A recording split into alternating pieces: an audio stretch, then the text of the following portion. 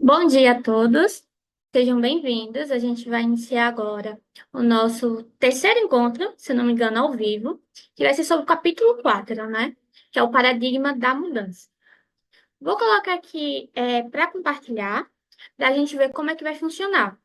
Então, eu nomeei esse capítulo, né, esse encontro de mudar é preciso, mas não é fácil, porque a gente sabe bem disso, né? Tanto como psicóloga, como paciente, como pessoa, que a gente precisa mudar, mas não é fácil. Então, a gente vai entender um pouquinho mais sobre isso.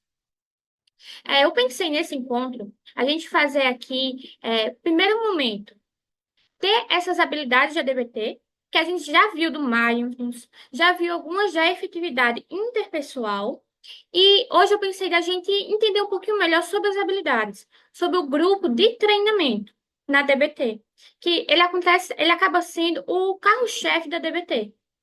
A gente não falou até agora, né? A gente estava focado na terapia individual, mas o que é, vamos dizer assim, o maior foco da DBT, onde tem mais pesquisas, é o treinamento de habilidades. Até a terapia individual, ela acaba apenas surgindo para, vamos dizer assim, motivar a pessoa a participar do grupo de treinamento. Depois a gente vai ter um pouquinho das dúvidas sobre o capítulo 4. E também vamos conversar um pouquinho, que vai ser aqui essa parte que vai entrar o estudo de casos, para a gente conversar sobre casos, onde vamos aprender sobre direcionamento de alvos, para estabelecer, e análise em cadeia. Então, muitos transtornos mentais, eles podem ser conceituados como transtornos da regulação emocional. Porque se a gente pensar aqui, por exemplo, a depressão, a gente pode pensar a depressão como uma dificuldade em regular a tristeza. Como o transtorno, por exemplo, bipolar, como a dificuldade em regular a tristeza e a alegria. O transtorno de TOD, uma dificuldade em regular a raiva. Então, muitos transtornos, eles podem ser entendidos como um transtorno de regulação emocional. Borderline, por definição, ele tem uma desregulação, vamos dizer assim, global, em várias áreas. Outros transtornos, eles vão ter uma desregulação específica numa emoção ou outra. E ao entender que as emoções incluem ações em tendência de ações, você percebe a ligação entre a desregulação emocional e muitos transtornos definidos como de descontrole comportamental. Como assim?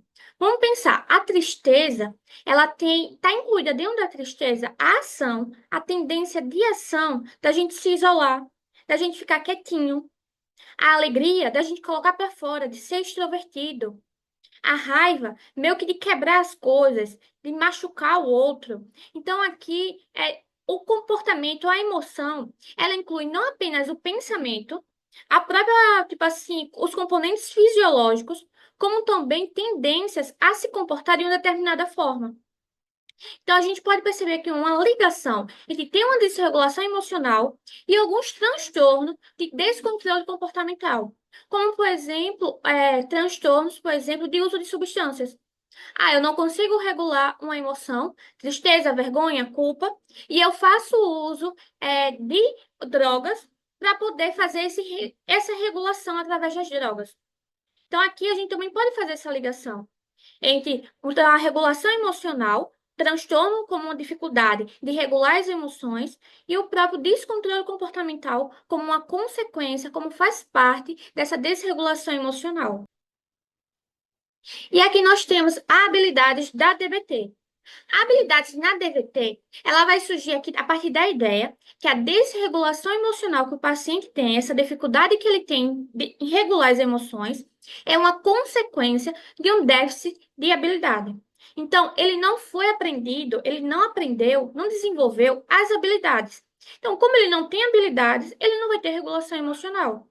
E isso é tanto uma consequência, às vezes é uma transação, uma interação entre uma sensibilidade biológica, uma vulnerabilidade biológica, e às vezes também é uma questão de um ambiente que não ensina, que não valida.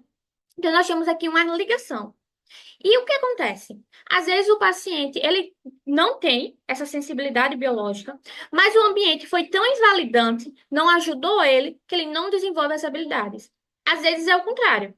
O paciente, ele é muito vulnerável, biologicamente, mas o ambiente validou, ajudou, ensinou a ele a regular essas emoções. E por causa disso, ele tem as habilidades. Só que acontece, muitas vezes, é uma transação, uma interação. Vamos dizer, ele é vulnerável biologicamente, e aí esse ambiente não sabe o que fazer com essa vulnerabilidade e acaba invalidando. E essa invalidação aumenta ainda mais essa vulnerabilidade biológica. E essa vulnerabilidade biológica que está aumentada vai aumentar ainda mais a invalidação. Então, é uma interação, é uma interdependência, como a gente viu lá nos princípios de Mindfulness.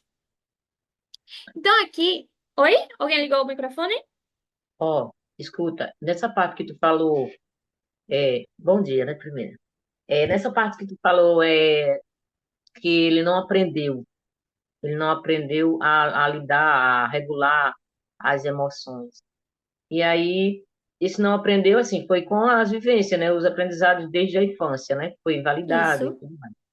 Mas aí, hoje, a DBT tem um modelo de, assim, reconstruir esse aprendizado, vamos considerar assim, de refazer, de mudar, tem um formato.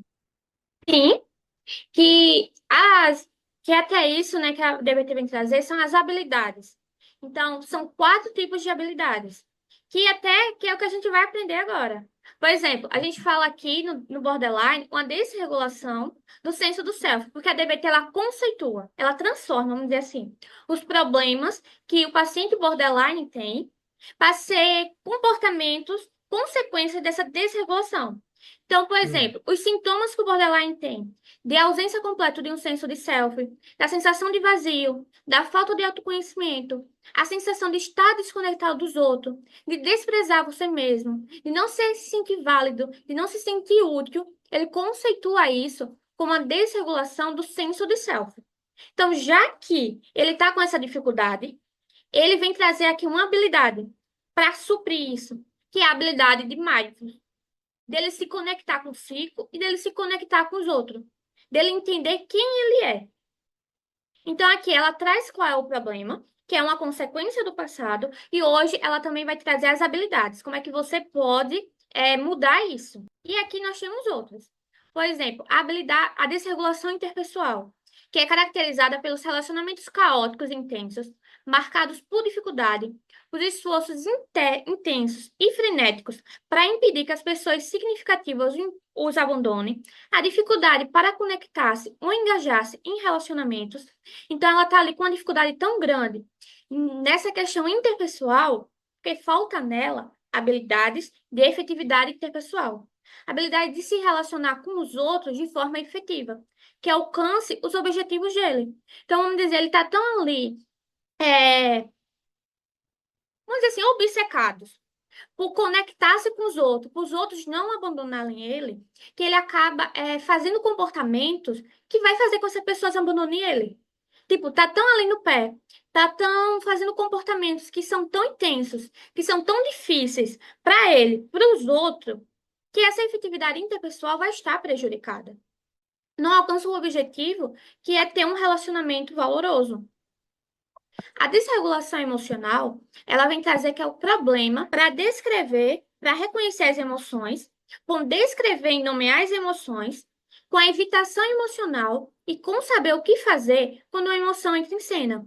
Então, aqui, nós temos que essa pessoa ela não sabe identificar com as emoções, identificar o que está acontecendo ali. Então, acaba sendo uma emoção muito forte, muito desconfortável, que leva ela a evitar sentir e não sabe, e essa evitação faz com que ela não aprenda o que fazer com essa emoção. E, por causa disso, é importante a habilidade de se regular emocionalmente. E, por último, nós temos a desregulação comportamental, que é o uso abusivo de substâncias, de tentativas de se ferir, de se matar, além de outros comportamentos problemáticos, impulsivos outros comportamentos impulsivos e problemáticos. E aqui é a grande questão. Que esses comportamentos, eles surgem como estratégias mal adaptativas para solucionar problemas. Eles não sabem como solucionar o problema, então acabam se envolvendo nesses comportamentos, que acabam piorando. E esses comportamentos, ela é resultado da incapacidade do indivíduo tolerar o mal-estar, dele conseguir sobreviver àquele mal-estar, por tempo suficiente para buscar soluções potencialmente mais eficazes. Se a gente for pensar aqui em outros pacientes, por exemplo, quando a gente vai fazer o tratamento de pânico, né, é fazer essa pessoa tolerar esse desconforto, para ela fazer novas aprendizagens, para ela aprender como lidar com aquela situação. O paciente aqui que tem essa desregulação comportamental, ele tem uma dificuldade em tolerar, em aguentar aquilo, porque a emoção, ela tem aquela questão de caída. Ela tá ali aumentando, aumentando o desconforto, mas vai chegar um momento que ela vai cair. Então ele não consegue aguentar, esperar, chegar esse momento de cair. Ele quer que ela caia a qualquer custo. Mesmo quando está ali ainda no comecinho, vamos dizer assim, quando ainda é suportável. Porque para ele não é suportável. E é preciso ensinar habilidades de tolerância ao mal-estar. Então, a DBT, ela meio que vai dividir aqui em duas habilidades. Temos a habilidade de aceitação e a de mindfulness. A de aceitação envolve o mindfulness, propriamente dita, e a tolerância ao mal-estar. Porque nesses dois aqui, você está aceitando a realidade como é. Quando você está tolerando o desconforto, você está aceitando que ele está ali e que ele não vai sair. Você tem que sobreviver a ele, você tem que aceitar ele. E outras duas são habilidades de mudança. Por exemplo, eu estou me sentindo mal e eu vou usar a regulação emocional para me sentir melhor, para mudar essa emoção. E tem a defetividade interpessoal, que é para mudar como é que está ali acontecendo a relação com o outro, para que tenha uma outra relação realmente. Então, nessa primeira parte, alguma dúvida?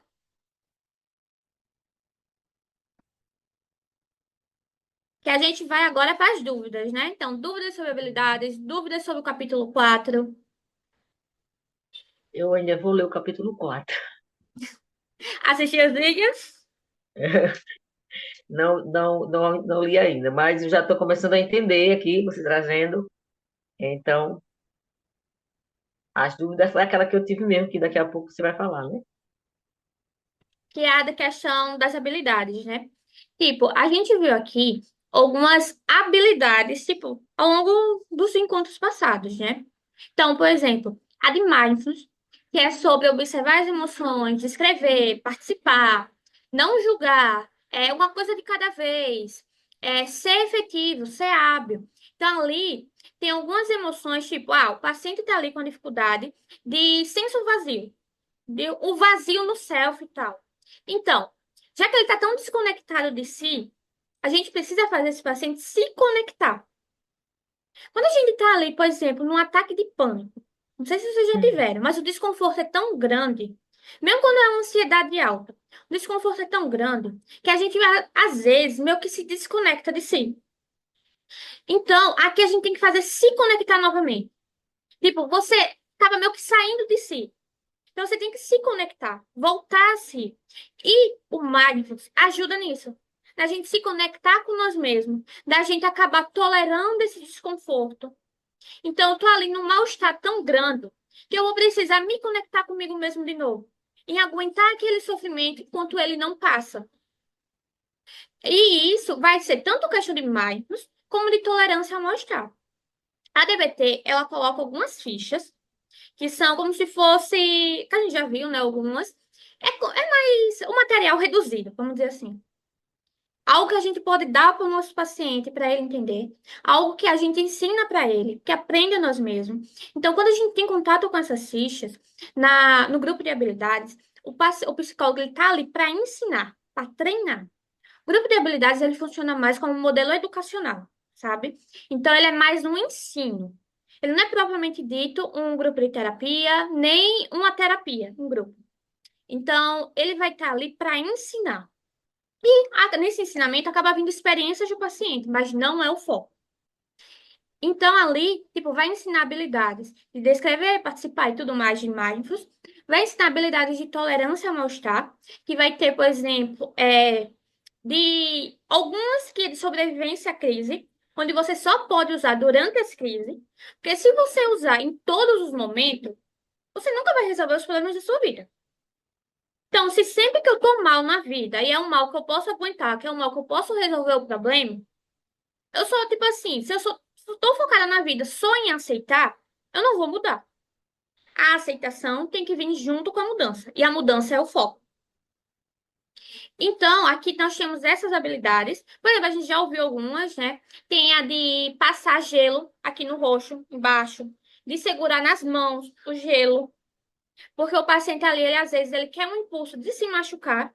Então, a gente coloca vamos dizer assim, uma forma de se machucar que seja menos danosa, não traga prejuízo a ele. Então, segurar o gelo, passar no rosto, correr sem sair do lugar, para aumentar essa frequência cardíaca. Então, dá aquele alívio depois. É a respiração pausada. Você respira, pausa e vai nisso.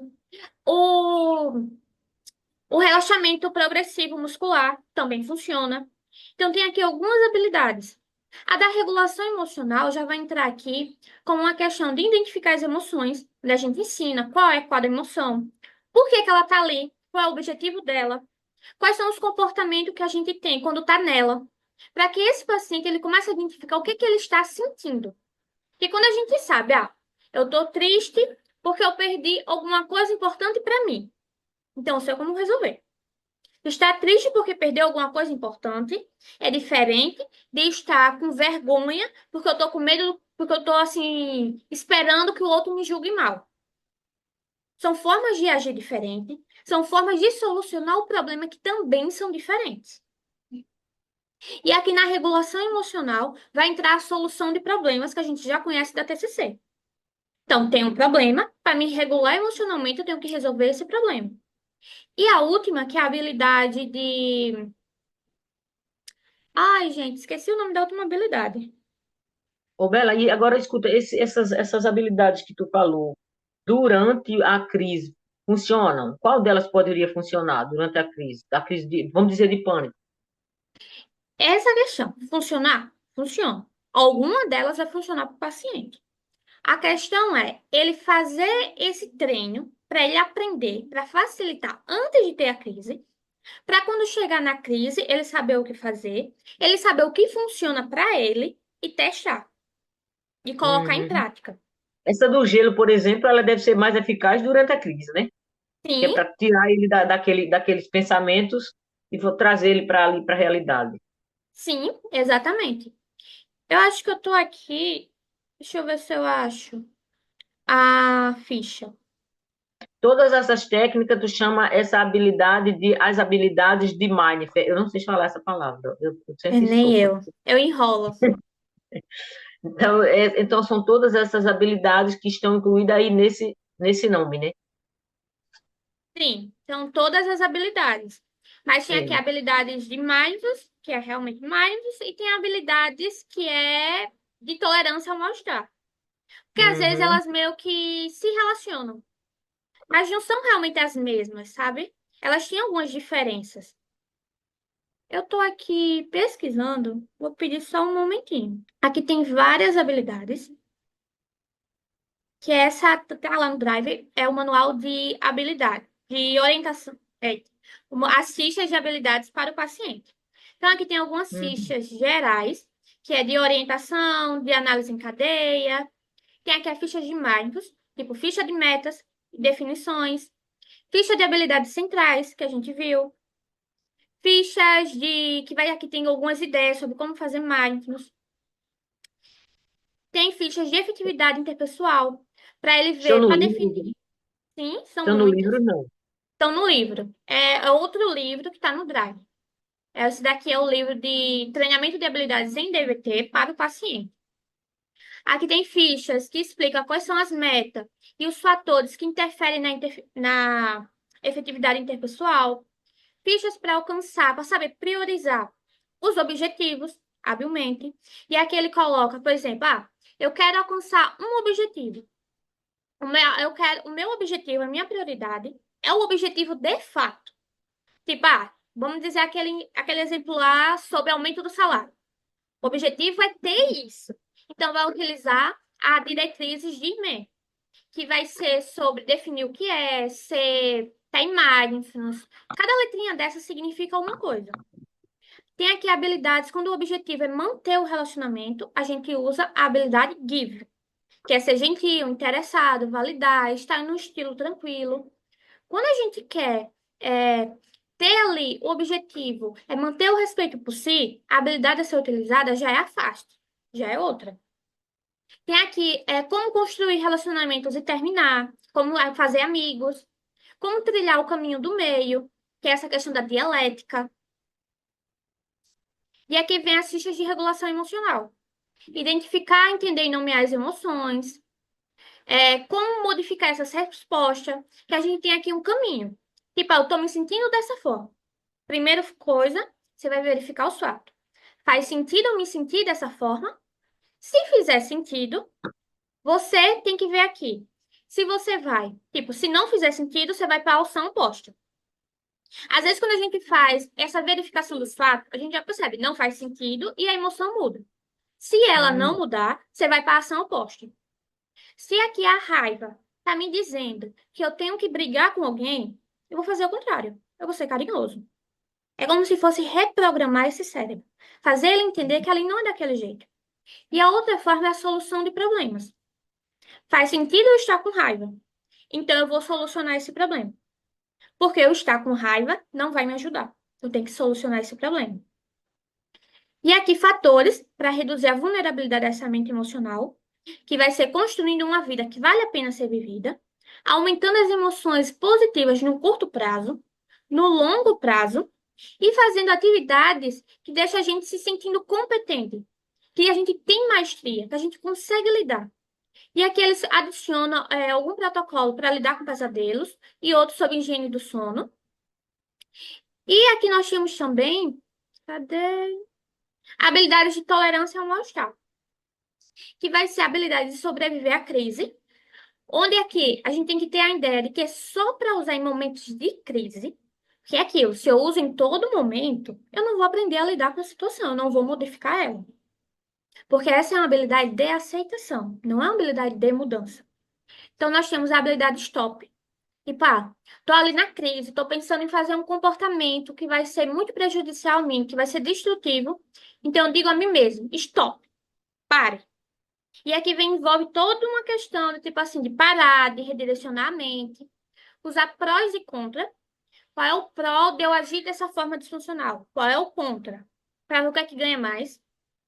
Usar habilidades TIP, que é para alterar a fisiologia do corpo. Então, ele coloca aqui usando a água fria, nessas habilidades TIP, o gelo, relaxamento muscular progressivo, onde ele explica como fazer. Questão de distração, de se distrair, também é uma forma de sobreviver ao mal-estar, a gente tirar a nossa mente do que é que está ali nos deixando mal. Autoacalmando-se, aquela questão do acalme-se, a gente usa na hum, ansiedade. Meditação de escaneamento corporal. Então, aqui seria, por exemplo, o dos cinco sentidos. Só que ao invés de, vamos dizer assim, de eu prestar atenção no que está acontecendo fora, eu posso prestar atenção no que está acontecendo no meu corpo. Como é que está o meu corpo? Então, eu vou redirecionar essa mente. Tirar essa mente dessa crise para ela entrar numa questão assim mais pacífica. Temos também melhorar o comportamento e a questão da consciência sensorial. E aqui nós temos a habilidade de aceitação da realidade. Não estou numa crise, mas é uma realidade difícil. É uma realidade que eu não posso mudar, que eu tenho que aceitar ela. Então, aqui entra a aceitação radical, de aceitar a realidade como ela é, de redirecionar a mente. Sempre lembrar assim que eu estou aceitando, que eu não estou aceitando, e tudo isso num momento de mindfulness, sem julgar, estar disposto a participar, a estar nessa relação de aceitar a realidade. Meu sorriso e mão disposta, que é aquilo de que quando a gente não está aceitando a realidade, a gente fica no nosso corpo como se fosse fechado, travado. Mão rígida, o corpo rígido, a cara fechada. Então, utilizar aqui o meu sorriso, as mãos dispostas, porque tem aqui toda uma ciência envolvendo o biofeedback do corpo. Então, se eu fizer uma cara triste, eu vou me sentir triste. Vocês podem até tentar. Por que será que atores conseguem chorar, né? Então, se eu fizer hum. uma cara alegre, a emoção também vai mudar. Tem mais dos pensamentos atuais, para, tipo assim, poder deixar esses pensamentos irem. E temos também aqui habilidades quando a crise é adição. Já é uma outra coisa que envolve aqui queimar pontes, ter a mente límpida, perceber que a abstinência, que é uma mente abstinente. Uma mente abstinente reconhece que eu estou em abstinência e reconhece que cair faz parte. Voltar a usar faz parte. Então, eu tenho que estar ali sempre nessa mente abstinente, para não achar que eu não vou cair, me envolver em comportamentos que me prejudicam e depois perceber que, ó, eu caí. Dúvidas? Quer dizer que nesse caso de pânico, essas soluções, essas, essas técnicas, as habilidades, elas sendo feitas de uma forma corriqueira, treinada, elas funcionam, certo? Sim, funciona. E assim, a gente sabe que o pânico é em decorrência do medo, né? Do medo, de ter medo e essa coisa toda. E essas habilidades, elas são mesmo para tirar a pessoa daquele momento. Mas elas também ajudam, assim, no processo do futuro, sabe? Porque o medo, ele pode continuar existindo por outros motivos, certo? Assim, motivos que possam ser real e possam não ser, né? Tipo assim, eu sofri um ataque de um assaltante, que foi real, e aí eu desenvolvi TEPT, e agora eu estou tendo crise, né, de pânico, vamos dizer assim, sempre que eu lembro, vamos dizer, ou que eu tenho medo de ir na rua, e aí quando eu vejo que eu vou na rua, eu começo a ter crise de pânico, medo de ter novamente passar por aquilo. E aí é real isso, né? Só que você precisa trabalhar que aconteceu, seria mais ou menos isso, e que aconteceu e que não necessariamente vai se repetir, essa coisa toda. Aí é isso que eu tô vendo, assim, sabe? Como seria isso? Tipo, Isso essas daí, habilidades, eu vai acho que conseguir mudar isso? é uma combinação. Então, tem aí, você está falando desse caso, é até mesmo, tipo, esse paciente saiu, tem TEPT, não pode sair de casa, que tem um ataque e tal. Então, entre essas habilidades, para ele poder lidar com essas crises, mas vai entrar também aquilo que tem lá no final do capítulo, que vai ser as teorias. As teorias que explicam o comportamento. Então, esse meu paciente, por exemplo, qual a melhor teoria que explica o fato desse paciente estar saindo de casa, estar tendo um ataque de pânico, estar se sentindo mal? Talvez seja ali a teoria do condicionamento clássico, que ele pareou um estímulo ao outro. Ele pareou estar dentro, fora de casa, por ter acontecido algo ruim com ele. Então, quando Uhum, ele está naquela situação, ele tem sentimentos que são incondicionados, que ele não controla. Ele não consegue controlar, ele nem sabe por que que ele está sentindo aquilo. Então, vem aqui uma questão de ter uma clareza disso, ó, tá acontecendo isso porque no passado aconteceu tal coisa. E hoje, o seu corpo, o seu cérebro, pensa que é a mesma situação. E na terapia vai entrar o descondicionamento, mostrar, fazer tipo assim experiências comportamentais para que ele consiga separar isso.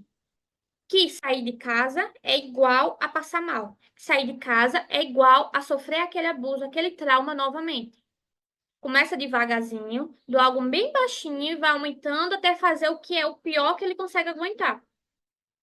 uhum. Enfrentar, né? Também, né? Sim.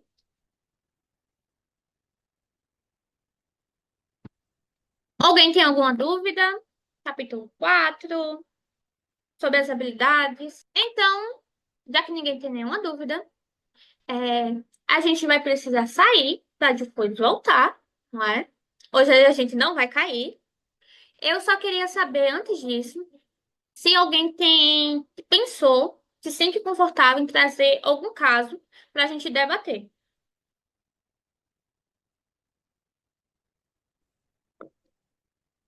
Podemos pensar nesse momento como uma outra forma de fazer DBT, não é? Que é os grupos de consultoria entre psicólogos. Um psicólogo ajudando o outro a fazer DBT, a estar Uhum. no caminho da DBT. Eu Então, tenho uma alguém dúvida em relação eu tenho uma pode dúvida em dizer? relação a isso. Na DBT, né, tem várias etapas ali. Tem o tratamento individual, o treinamento de habilidades, o coaching entre as sessões e a consultoria entre terapeutas que você falou. É, a dúvida pode ser bem besta, mas é ligado a, para mim me denominar como, por exemplo, uma psicóloga da DBT. e fazer ali um tratamento com a DBT necessariamente, teria que realizar todas essas etapas? Não. Para você fazer DBT, eu acredito que o essencial é você ter em mente os paradigmas de aceitação, mudança e dialética, de saber quando usar cada caminho. Porque a DBT, ela mais do que tá em um modo, você não precisa fazer treinamento de habilidade com o paciente. Nem todo terapeuta faz o treinamento de habilidade. Às vezes o paciente não precisa. Às vezes você encaminha para outra pessoa que faz esse treinamento. Então, não é aqui fazer os quatro juntos.